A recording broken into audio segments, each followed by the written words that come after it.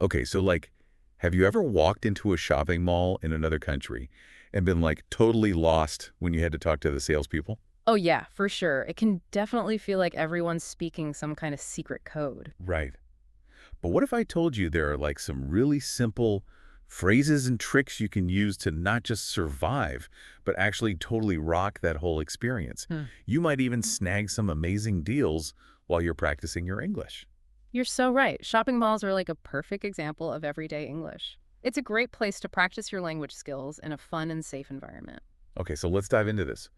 What are some like key phrases that'll help me feel more confident when I'm talking to a salesperson? Well, one phrase that's super helpful pretty much everywhere is, "Excuse me, could you help me find?" Mhm. It's polite, it's direct. You can use it for anything from a specific brand to that weird souvenir you've been looking for. Simple, but effective. What if I need like a different size? Sometimes fitting rooms can be a little scary, especially in a foreign language. That's where "do you have this in a different size" comes in. Oh, okay. Most stores have fitting rooms, so don't be shy about trying things on. And if you need another size, just politely ask the salesperson. This is where things get really interesting to me, the whole bargaining thing. Like, I know in some places it's totally expected to haggle over the price, but in other places it's just not done. Yeah. How can I tell if it's okay to bargain? And how do I even start? That's a great question. It's true that bargaining customs can be super different all over the world. In some cultures, it's actually considered rude not to bargain. But in others, like most of the US, the prices are usually fixed. I see. If you're not sure, it's always a good idea to just watch what other people are doing or subtly ask the salesperson if they have any wiggle room on the price. Okay, got it. So let's say I'm in a situation where bargaining IS, totally cool. Mhm. What are some magic words I can use to get a better deal? Well, instead of just demanding a lower price, try something a bit more polite. Like you could say, "That's a bit more than I was hoping to spend. Could you do any better?" Well, that's good. It shows you're still interested, but also that you're ready to walk away if the price isn't right. So confidence is key here, right? I Fair. can't just mumble my offer. I need to like own it. Exactly. Body language is a big deal when you're negotiating. Hmm, Remember to stand tall, make eye contact, and speak clearly and confidently.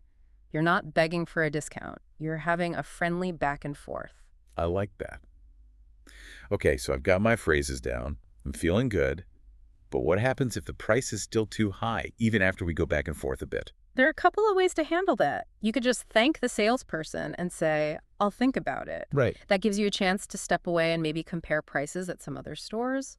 Or if you're feeling brave, you could try a more direct approach, like, "I'm really interested, but that's still a bit outside my budget. I can offer you your price." I see. Just remember the salesperson might come back with a counteroffer, and then it's up to you to decide if you want to accept it or move on. It's like a little verbal dance. I never thought of it that way. I love that a verbal dance. It totally captures the give and take of a good negotiation. For our listeners who are thinking, okay, this is all great in theory, but how does this work in the real world? What if we make this come alive with a little example? I'm up for that. Let's imagine you're in a busy marketplace and you see this amazing handmade bag. Let's see how this whole interaction might go. All right, I'm ready to channel my inner bargain hunter in a friendly voice. Eh. Excuse me, this bag is gorgeous. How much is it? Taking on the role of a shopkeeper. "Hello there, you have a good eye. This one is $80." $80.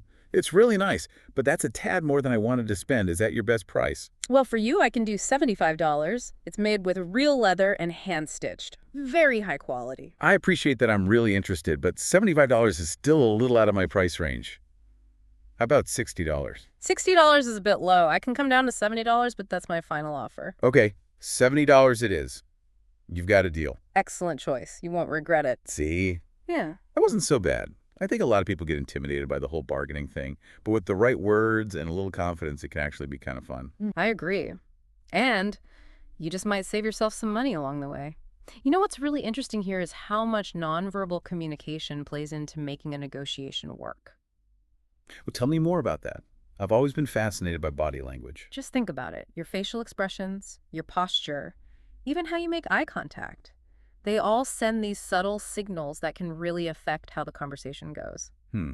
In many cultures, looking someone directly in the eye means you're being honest and sincere, but avoiding eye contact can be seen as disrespectful or like you're not being truthful. Wow. I never realized how much we communicate without even saying anything. Exactly. And when you're in a different country, it's even more important to pay attention to those cultural differences. Uh-huh. What might be polite in one culture could be totally rude or aggressive in another. That's a good point. Yeah. So what are some other times when we might need to use our English skills in a shopping mall? What about like asking for directions or maybe if I need to return something? Those are great examples. If you're lost, don't be afraid to ask a store employee, "Excuse me, could you point me towards the restrooms?" Or, "Do you know where I can find name of the store?" And if you need to return something, just remember to be polite and explain why. You can say, "I'd like to return this. It doesn't fit." Or, "I'm afraid this item is damaged." Okay. Most stores have their return policy posted somewhere, so take a look at that before you buy something. So it sounds like the keys here are really just preparing yourself and practicing. Mhm. What are some tips for our listeners who want to get better at speaking English overall? One of the best things you can do is surround yourself with the language as much as possible. Okay. Listen to English music and podcasts, watch movies and TV shows with English subtitles, and try reading English books and articles.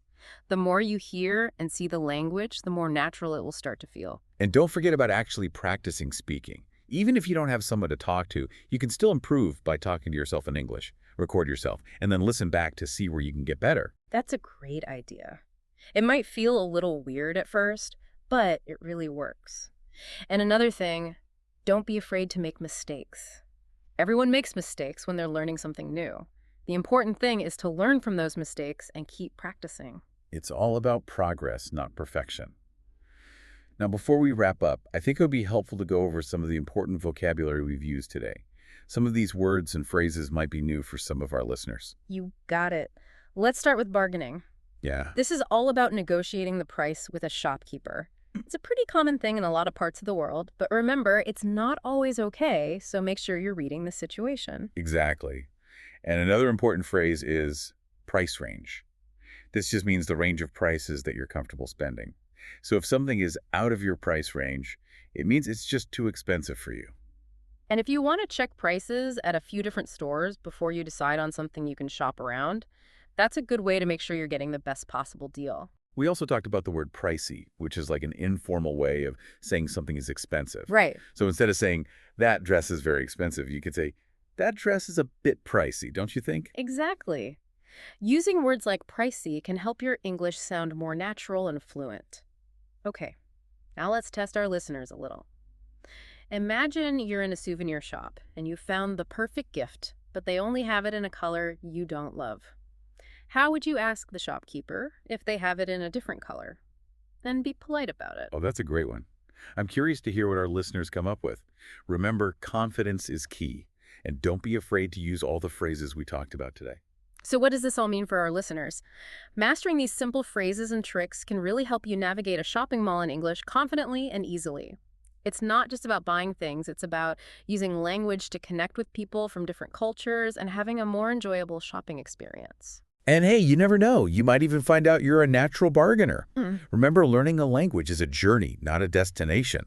So keep practicing, stay curious, and enjoy the adventure of exploring the world through language. Until next time, happy shopping. Yeah.